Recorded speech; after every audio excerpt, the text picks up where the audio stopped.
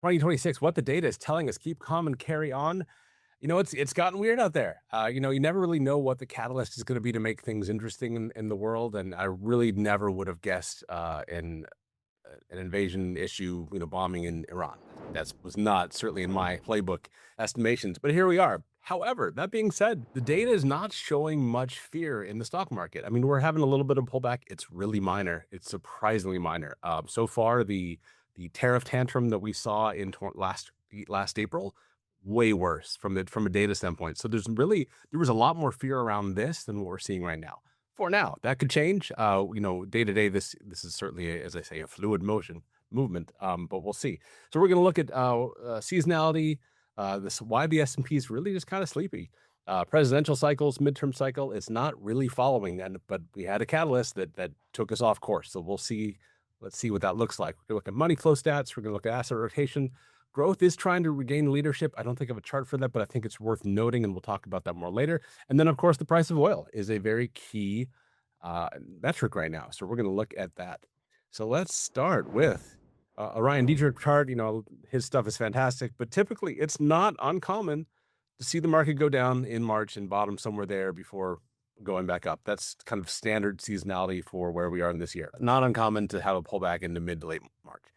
And we're seeing exactly that. Is it that dramatic and pronounced? Not really.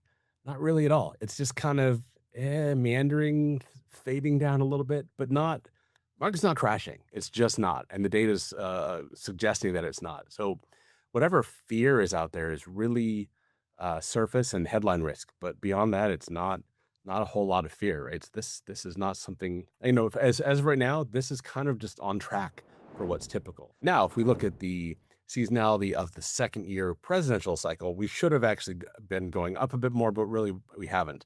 We did see this pullback in first part of February as expected. We had the jump back up, but really it just kind of has been grinding sideways into March. And the other chart is saying that we would go down into here. So maybe that's where we're at. Maybe we pull back into late March. And we'll see. But a resolution to any of this stuff, or even a headline about a resolution. I think it was earlier this week, might have been Monday. Just an announcement saying that the Iran conflict might be shorter than expected, made the market go from -1% to +1% in about 10 minutes. That's the bigger risk right now, is to be super, super defensive when the market's not really saying to do it. And then we get some sort of resolution that pumps the market way, way up.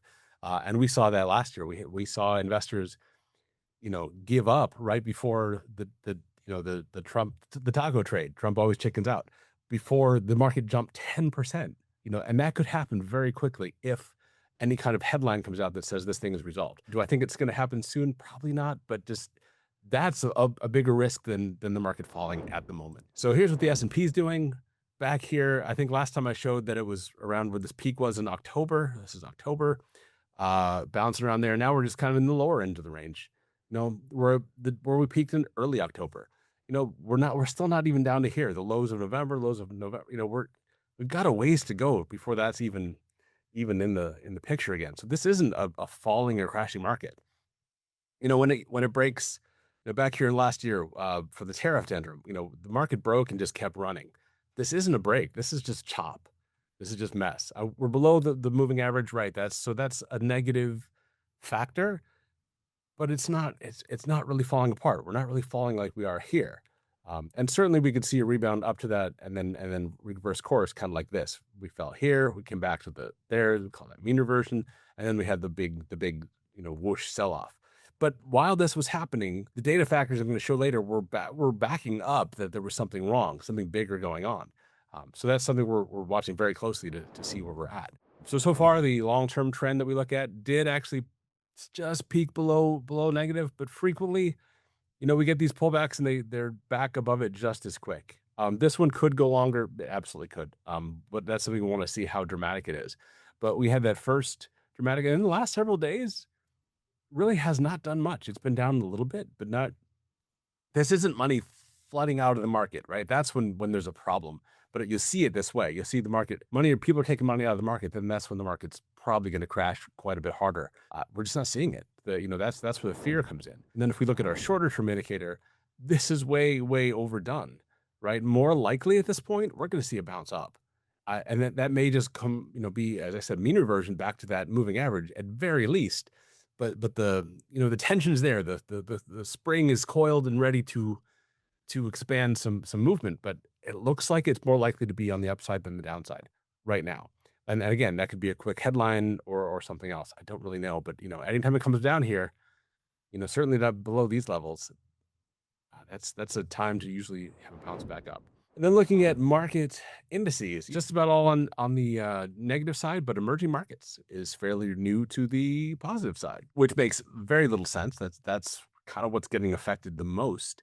But it's interesting to watch this shift. But I think like how day follows night, right? This would be think of this as daytime, this is nighttime. Eventually that ends, and they all move to the positive side, and they do it again and again and again throughout the year. So we're kind of again coiled down here. I think there's room for a push up. May not be new highs. That's what will get interesting. If we hit new highs, then this is over. But we can also get new highs, and if that fails, then we're going to think about, okay, how much further down is this going to go the next time, the next leg? But we're not really there yet, and there's room for the upside to hit. Um, Similar energy, big shock is the big positive side. With oil prices jumping, that makes sense that that's where the strength is. Oddly, now here's the interesting is technology is and communication. This has been stronger than the defensives, which is financials, healthcare, materials. Consumer staples down here. These are all the ones that should be good when things are ugly, but they are actually the weakest on the sectors right now. So that's kind of interesting to see the growth sectors move to the top. That's not a sign of a bad falling market. We're starting to see that growth shift, and I mentioned that earlier. When you see the shift to growth, that's usually a positive for the market. It's not fully done enough yet, but it's setting up, and you can see this really well in the RRG charts. All the regular sectors are falling into the red, which is fine. But here we've got financials, tech, all these right here are the ones that lead the market, and they're just kind of messy. They all set up here, and I always say I love to see the setup where they all group in the red box because then you see a really big push up out into the improving into the green, and this is where market rallies happen. So we're kind of a little early stages. It might be a few more days, but they're all heading that way, and the leaders are pushing up, which is interesting, but the strength isn't there to really follow through just yet. But again, a headline could change that very quickly. And then new lows. This is super interesting because back in the tariff tantrum of last year in April, this was down 1,000. Right, we had 1,000 new lows very quickly. That's a problem. We're just still kind of bouncing around in this mid to nowhere range. Right, below 100 is like, okay, now I'm interested if it falls into here. We're just kind of in the middle. And above green is things are great. So we keep going from great to great to meh. That's not the sign of a problem just yet. So that's what I'm looking for. I want to see this fall through and then push down into the 150. This is when you start going, okay, seriously, something might be up, but then it rebounded. So we're just not seeing it in the new lows, and that is a place that you'll definitely see something go wrong first. I mean, I find that very useful. And then finally, we'll look at the price of oil. Right, we've been so used to it in this range, this $70 to $80 range, that it jumped up to 120, and that's it barely even touched the high that we had in 2018, which is kind of crazy, right? And then you go back into here at 12, 13, 14, the price of oil was way higher than it is now. And it was for a while. It stayed there for quite some time. And I remember that being a much rougher period, but we've gotten used to cheap oil. So this spike really wasn't that crazy. This says 100 right now. I think we're actually at 95 last I saw. So we're still just kind of in this area. But this is some sort of crazy, out of control market? Not really. Is it a spike of fear? Absolutely, but it's not that big. And that's what I'm curious about. Like how much fear is in this? It's not a lot yet. Now, if this pushes up into the 200, like some people are suggesting or even threatening, then that could be a problem.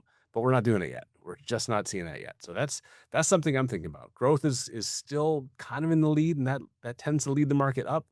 Oil's not that bad, and it could revert pretty quickly.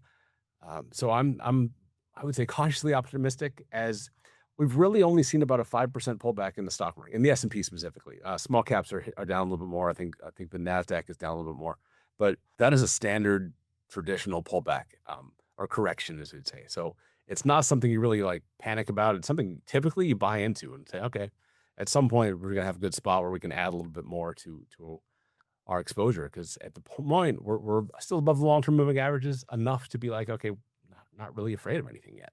And the data, as I showed you, is not saying there's fear yet. But if that changes, of course, we change everything on that stuff. It's more important about, the context of what's happening rather than what we think is going to happen. Because I'm not very positive on this year, but the data could change that. But it certainly is going to be choppy, and that's just what we're in for. That's what we've been expecting.